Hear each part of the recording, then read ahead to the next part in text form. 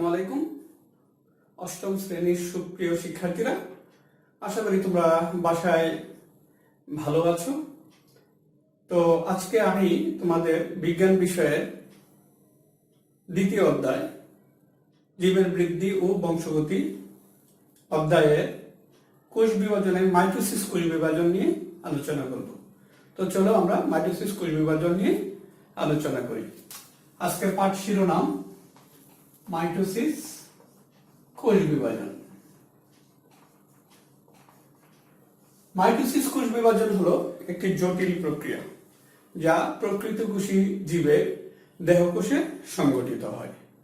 এই বিভাজনে নিউক্লিয়াস এবং ক্রোমোজোম একবার বিভাজিত হয়, ফলে একটি মাতৃকোষ থেকে সমগুণ সম্পন্ন দুইটি অপত্য কোষের সৃষ্টি হয়।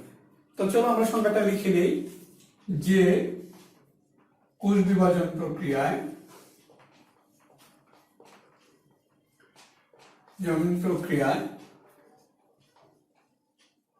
কোষের নিউক্লিয়াস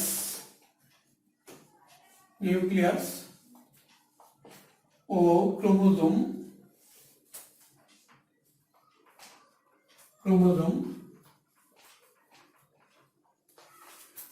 একবার বিভাজিত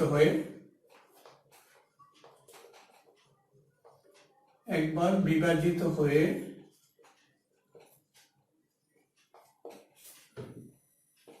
একটি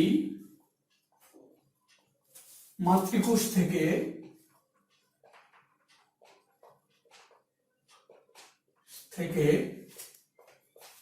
সমগুণ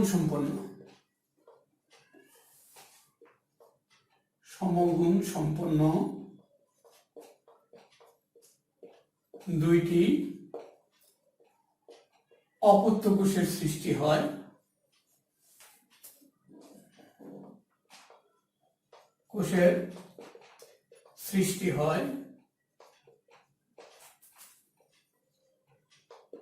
তাকে মাইটোসিস কোষ বিভাজন বলে।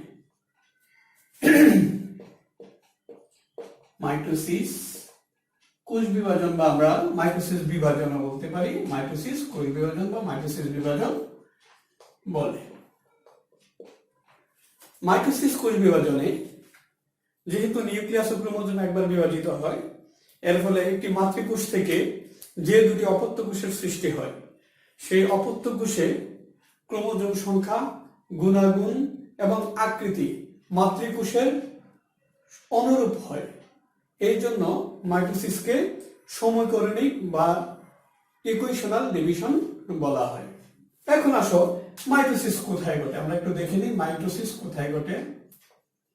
যেহেতু মাইটোসিস প্রকৃত কোষের জীবে ঘটে, সেহেতু মাইটোসিস উদ্ভিদ এবং প্রাণীতে ঘটে। উদ্ভিদের ক্ষেত্রে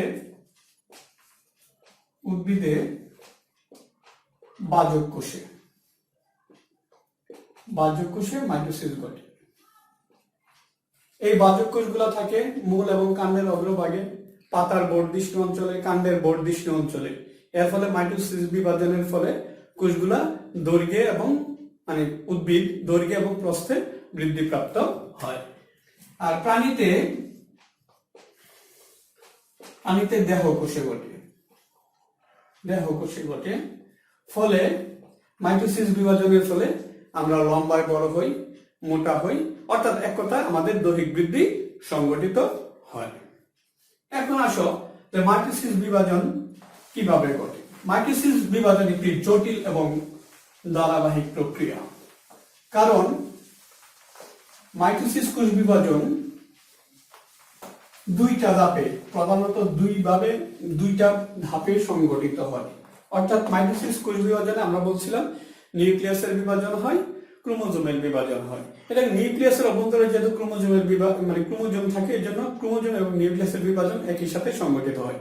পাশাপাশি আবার কোষের ভিতরে যে সাইটোপ্লাজম থাকে, সাইটোপ্লাজমের বিভাজন হয়। তো মাইটোসিস কোষ বিভাজনের সময় নিউক্লিয়াসের বিভাজনকে বলা হয় ক্যারিওকাইনেসিস এবং সাইটোপ্লাজমের বিভাজনকে বলা হয় সাইটোকাইনেসিস। এই জন্য জটিল আর ধারাবাহিক। কি জন্য? এই যে ক্যারিওকাইনেসিস বিভাজন হয়, এই ক্যারিওকাইনেসিস বিভাজনে পর্যায়ক্রমিক 5টা ধাপে সংগঠিত হয় বা পর্যায়ে সংগঠিত হয়। যেমন প্রোফেজ, প্রোমেটাফেজ, মেটাফেজ, অ্যানাফেজ এবং টেলোফেজ। এই জন্য মাইটোসিস জটিল এবং ধারাবাহিক প্রক্রিয়া। তো আমরা বলছিলাম যে মাইটোসিসের প্রথম যে নিউক্লিয়াসের বিভাজন ঘটে এটাকে বলা হয় ক্যারিওকাইনেসিস। ক্যারিওকাইনেসিস।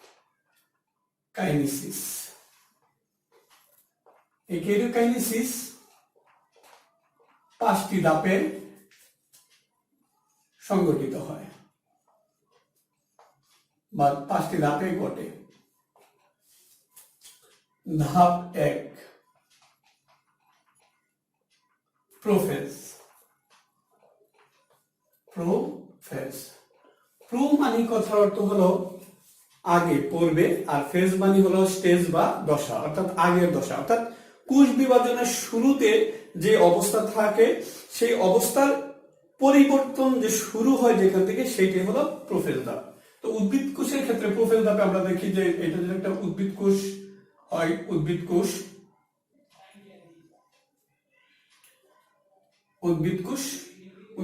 কোষ প্রাচীর থাকে, কোষ প্রাচীর।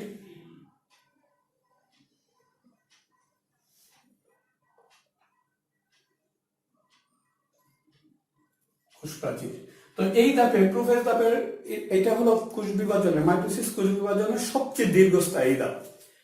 এই ধাপে যেমন নিউক্লিয়ার মেমব্রেন থাকে, এরকম নিউক্লিয়ার মেমব্রেন, নিউক্লিওলাস থাকে, নিউক্লিয়ার মেমব্রেন এবং নিউক্লিওলাস থাকে। তো এই ধাপে ক্রোমোজোম গুলা তোমার কিছু পরিমাণ পানি হারিয়ে এগুলো সংকুচিত হয়ে খাটো এবং মোটা হয়, এবং এগুলা সংকুচিত এবং খাটো হয়ে ক্রোমাটিড গুলা অনেকটা স্পষ্ট হয়। এই যে সেন্ট্রোমিয়ার এবং ক্রোমাটিড গুলা স্পষ্ট হয়, ক্রোমাটিড গুলা এইরকম স্পষ্ট হয়। এটাকে আমরা বলি যে এটা হলো নিউক্লিয়ার মেমব্রেন,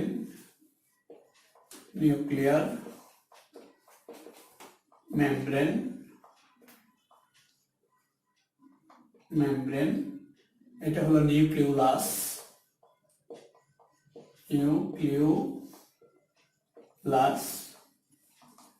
এটাকে আমরা ক্রোমোজোম বলি।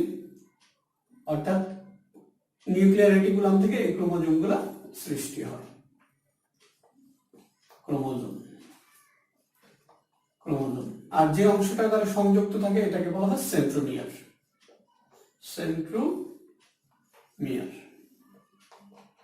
তাহলে এই ধাপের বৈশিষ্ট্য হলো বা এই ধাপের যে গুরুত্ব হলো বা এই ধাপের যে মানে ঘটনাগুলো সংঘটিত হয়, প্রথম হলো যে নিউক্লিয়ার মেমব্রেন এবং নিউক্লিওলাস এখানে আস্তে আস্তে বিলুপ্ত হওয়া শুরু করবে। 2 নম্বর হলো পানি হারিয়ে ক্রোমোজোম গুলো অপেক্ষাকৃত খাটো এবং মোটা হবে। আর তৃতীয় ধাপে হলো যে ক্রোমোজোম গুলা যে কুণ্ডলিত বা জটপাকানো অবস্থা থেকে সেই অবস্থা থেকে ক্রোমোজোম গুলা সেন্ট্রোমিয়ার এবং ক্রোমাটিড স্পষ্ট হয়। ঠিক আছে, এরপরে আসো ধাপ 2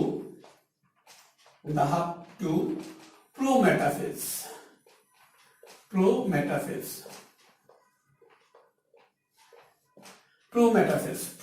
ধাপে ক্রোমোজোম গুলোর মধ্যে আরো কিছু পরিবর্তন ঘটে, অর্থাৎ ক্রোমোজোম গুলো আরেকটু পানি হারিয়ে আরেকটু খাটো এবং মোটা হয়। অর্থাৎ এখানে আমি যদি এই চিত্রটার মধ্যেই আবার প্রোমেটাফেজ ধাপটা লিখে ফেলি, নিউক্লিয়ার মেমব্রেন এবং নিউক্লিওলাস এটা আস্তে আস্তে বিলুপ্ত হওয়া শুরু করে, এরকম বিলুপ্ত হওয়া শুরু করবে এবং নিউক্লিওলাসও বিলুপ্ত হওয়া শুরু করবে। আর ক্রোমোজোম গুলা, এই ক্রোমাটিড গুলা আরেকটু মোটা হবে পানি হারিয়ে, এরকম আরেকটু মোটা হলো, মোটা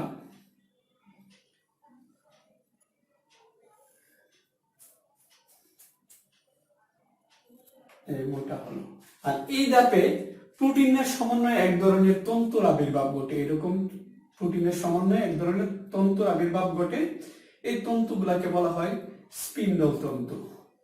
এই স্পিন্ডল তন্তুগুলা কোনটা ক্রোমোজোমের সেন্ট্রোমিয়ারকে মেরুর সাথে সংযুক্ত রাখে। এই যে এগুলাকে বলা হয় তোমার ক্রোমোজোমাল তন্তু বা ট্রাকশন তন্তু।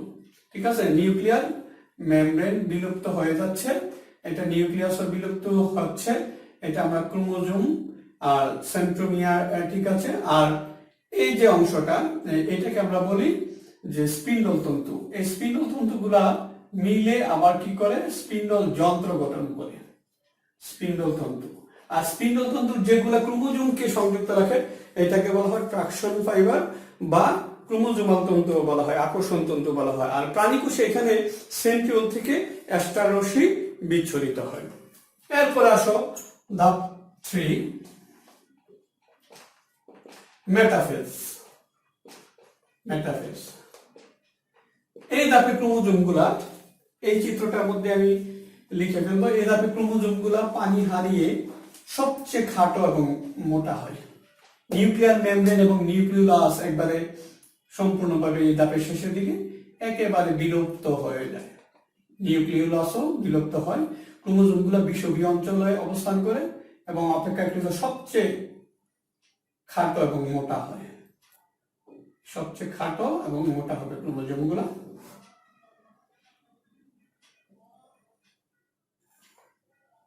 সবচেয়ে খাটো এবং সবচেয়ে মোটা হয়। তাহলে এখানে আর স্পিন্ডল তন্তু এখানে থাকবে, স্পিন্ডল তন্তু।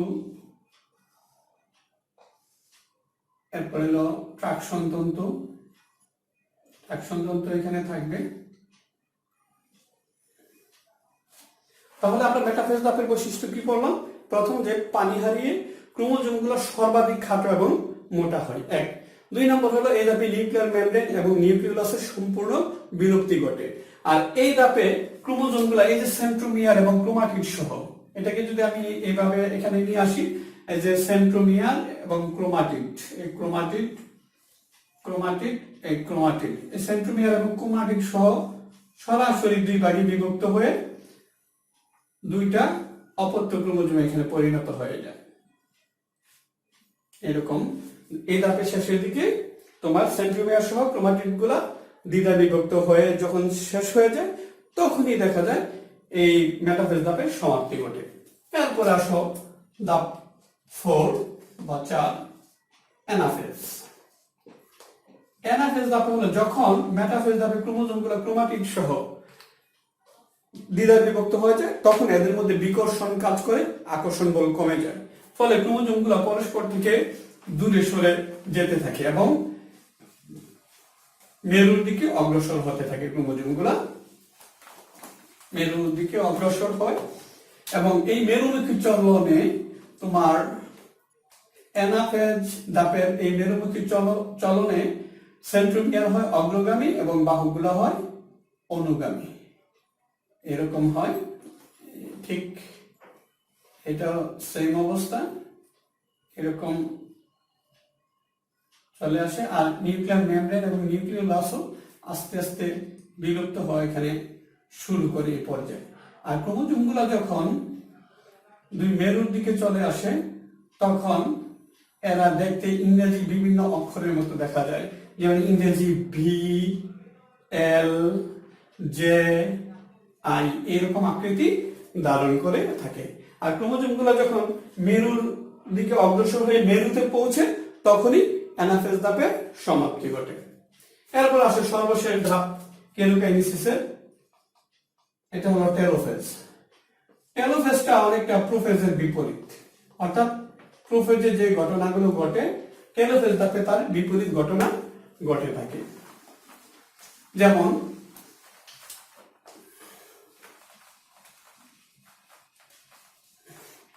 যেমন এখানে নিউক্লিয়ার মেমব্রেন এবং নিউক্লিওলাস নতুন ভাবে আবির্ভূত হবে। প্রোফেজ ধাপে নিউক্লিয়ার মেমব্রেন এবং নিউক্লিওলাস বিলুপ্ত হওয়া শুরু হয়েছিল, আর এখানে নতুন করে নিউক্লিয়ার মেমব্রেন এবং নিউক্লিওলাসের আবির্ভাব ঘটে। আর স্পিন্ডল তন্তুগুলো এখানে অদৃশ্য হয়ে যায়। আর যে অ্যানাফেজ ধাপে যে ক্রোমোজোমগুলা মেরুর দিকে অগ্রসর হয়েছিল, সেগুলাকে ঘিরে, যেমন সেগুলোকে ঘিরে এখানে নিউক্লিয়ার মেমব্রেন এবং নিউক্লিওলাসের আবির্ভাব ঘটে। নিউক্লিওলাস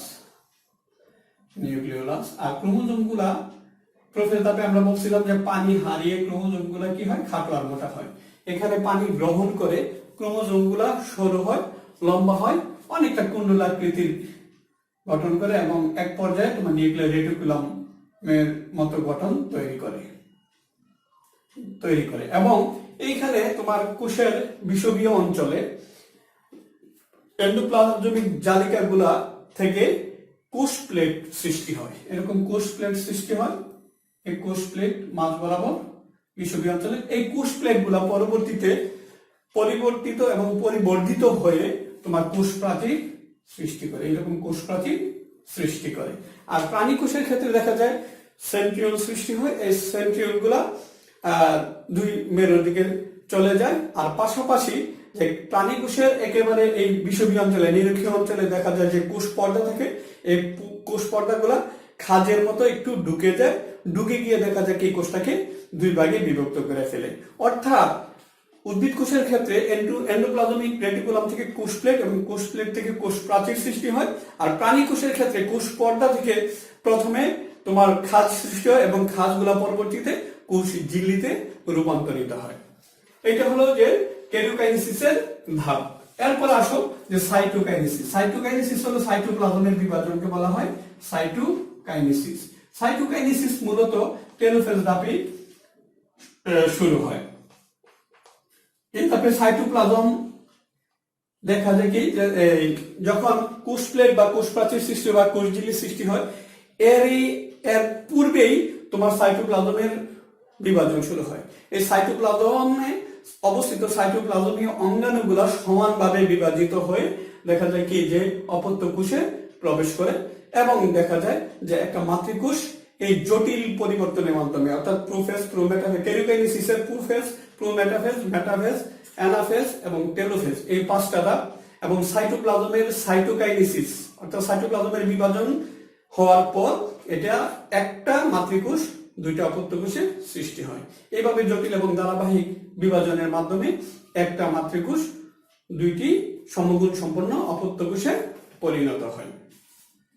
এখন আসো আমরা পড়াবো যে মাইটোসিসের গুরুত্ব কি, জীব জগতে বা জীবের জগতে বা উদ্ভিদ এবং প্রাণীতে তোমার মাইটোসিসের গুরুত্ব কি।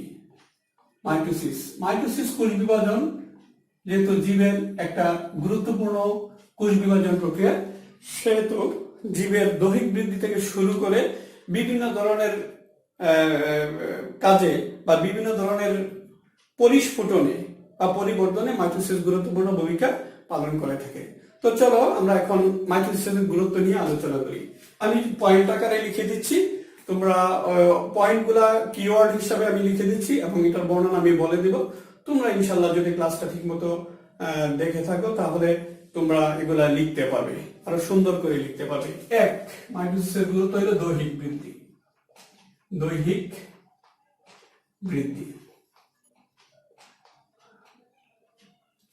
দৈহিক বৃদ্ধি মাইটোসিস বিভাজনের ফলে আমরা জানি যে একটি কোষ বিভাজিত হয়ে দুইটি থেকে চারটে, চারটে থেকে আটটি, আটটি থেকে 16টি, 32টি, 64টি এরকম লক্ষ কোটি কোষের জীবে পরিণত হয়। অর্থাৎ প্রত্যেকটা জীব, উদ্ভিদ এবং প্রাণী, তাদের জীবন শুরু হয় জাইগোট নামক একটি কোষ থেকে।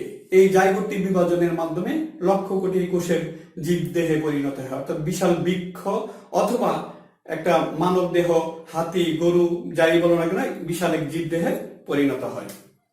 2, ক্রোমোজোমের সমতা রক্ষা। মাইটোসিস বিভাজনের মাধ্যমে আমরা বলছিলাম যে নিউক্লিয়াস এবং ক্রোমোজোম একবার বিভাজিত হয়। ফলে একটা মাতৃকোষ থেকে যে দুটো অপত্য কোষের সৃষ্টি হয়, অপত্য কোষের ক্রোমোজোম সংখ্যা মাতৃকোষের ক্রোমোজোম সংখ্যার সমান থাকে। অর্থাৎ প্রত্যেকটা জীবের দেহকোষে ক্রোমোজোম সংখ্যার সমতা রক্ষিত হয় মাইটোসিস বিভাজনের মাধ্যমে। 3 নম্বর হলো কোষের আয়তন রক্ষা। কোষের আয়তন রক্ষা। মাইটোসিস বিভাজনের মাধ্যমে আমরা বলছিলাম যে একটা মাতৃকোষ থেকে দুইটা অপত্য কোষের সৃষ্টি হয়। তাহলে এই যে দুইটা অপত্য কোষের সৃষ্টি হলো, এই প্রত্যেকটা কোষের ক্রোমোজোম সংখ্যা, গুণাগুণ, আকৃতি, আয়তন ঠিক মাতৃকোষের মতোই হয়। ফলে কোষের আয়তন রক্ষা হয়। এরপর আসো জননাঙ্গ সৃষ্টি। জননাঙ্গ সৃষ্টি মাইটোসিস বিভাজনের মাধ্যমে যখন একটা জীব পরিণত অবস্থা প্রাপ্ত হয় তখনই তার জননাঙ্গ সৃষ্টি হয়। যেমন আমরা ধরে নিতে পারি একটা আম খেয়ে আমরা যখন বীজটা মাটিতে লাগিয়ে দেই, সে আম গাছ যখন চারা হয়, চারা অবস্থায় কিন্তু চারা গাছে আম ধরে না, কারণ তার জননাঙ্গ অর্থাৎ ফুল সৃষ্টি হয় না। মাইটোসিস বিভাজনের মাধ্যমে একটি আম গাছ যখন পরিণত অবস্থা প্রাপ্ত হয় তখন তার মুকুল ধরে অর্থাৎ ফুল। তো এই যে ফুলটা, এটা হলো তার জননাঙ্গ। তো এই জননাঙ্গ সৃষ্টির ফলেই দেখা যায় কি যে আবার নতুন করে আমরা আম এবং আম গাছ পেয়ে থাকি। অর্থাৎ মাইটোসিস বিভাজন যদি না হইতো তাহলে জননাঙ্গ সৃষ্টি হতো না। 5 নাম্বার হলো ক্ষতস্থান পূরণ। ক্ষতস্থান পূরণ এটা হলো আমরা আঘাতপ্রাপ্ত হলে বা কেটে গেলে কোনো অংশ দেখা যায় কি যে ক্ষয়প্রাপ্ত হয় বা ক্ষত সৃষ্টি হয়। মাইটোসিস বিভাজনের মাধ্যমে দেখা যায় এই ক্ষতস্থান পূরণ হয়ে যায়। 6 হলো গুণগত স্থিতিশীলতা রক্ষা। গুণগত স্থিতিশীলতা রক্ষা। মাইটোসিস বিভাজনে একটি মাতৃকোষ থেকে যে দুটি অপত্য কোষের সৃষ্টি হয়, অপত্য কোষের ক্রোমোজোম সংখ্যা গুণাগুণ মাতৃকোষের অনুরূপ হয়, ফলে মাতৃকোষের বৈশিষ্ট্য অপত্য কোষে একই রকম হয়, অর্থাৎ কোনরূপ পরিবর্তন হয় না।